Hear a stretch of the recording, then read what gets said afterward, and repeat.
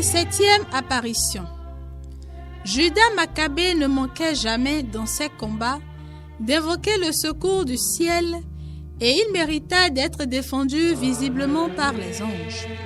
Un simple soldat, pieux, régulier dans ses devoirs envers Dieu, s'était fait une règle de ne jamais passer près d'un cimetière sans s'arrêter quelques instants afin de prier pour les morts qui y étaient enterrés.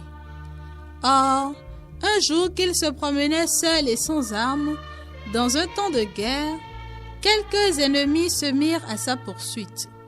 Il s'enfuit de toutes ses forces devant ces furieux.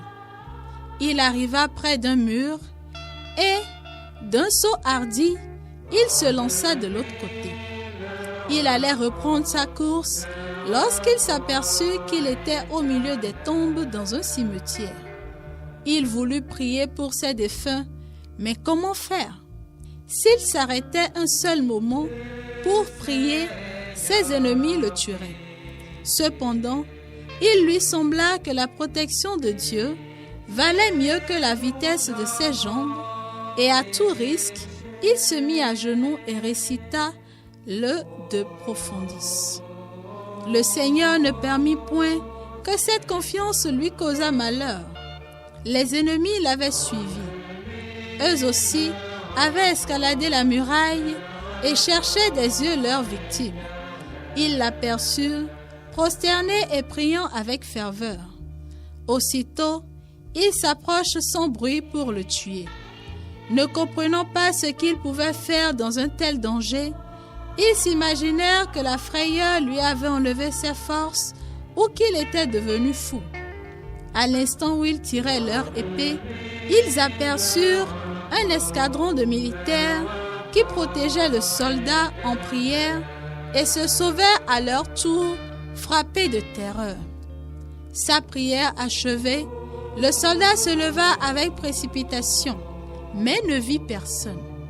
Il se remit en route, ne comprenant pas pour quel motif ses ennemis s'étaient enfuis. Quelque temps après, la paix s'établit entre les deux camps ennemis. Alors, ses assaillants lui demandèrent quelle était la troupe inconnue qu'il avait si bien protégée pendant qu'il priait dans le cimetière. Il ne savait que répondre, n'ayant eu connaissance de rien. Il raconta qu'il avait dit sa prière ordinaire pour les morts, malgré le danger qui le pressait, et personne ne douta que, pour le récompenser, les âmes du purgatoire ne fussent accourues à son secours par une permission du bon Dieu et pour récompenser sa dévotion. Le bruit s'en répandit partout et chacun en prit un nouveau motif de prier pour ses âmes, si dignes de pitié et si reconnaissantes de ce qu'on fait pour elles. Imitons ce soldat. Pour les âmes du purgatoire.